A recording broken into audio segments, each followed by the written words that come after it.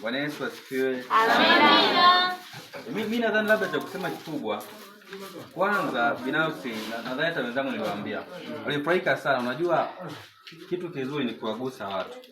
Na hasa ni sembo, unajua wagonjwa, kuna watu wanasubirishaga ile siku mtu unaugua ndio unaanza kusali. Yaani sio idea nzuri sana kwa sababu Mungu akumbuki kwa shida tu. Anatakiwa akumbuke na kwa mema pia. Mungu sio akumbilia shida tu, bali ni akumshukuru pia.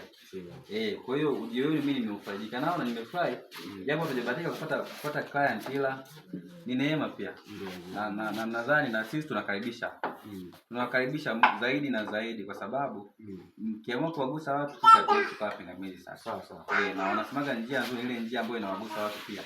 Yaani wewe huwezi kuwa unasali kanisa, mnasali wapi, lakini watu ambao ni wa chini hawakumbuki. Mtu anaweza kuwa na shaka na imani hiyo sasa. Kwamba watu ni wa matajiri tu, vipi wale wenye shida, wagonjwa na nini?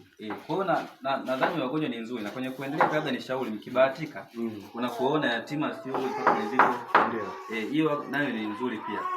Yaani sadaka inaelekeaga wale ambao hawana. Sio wale tuseme labda matajiri nini.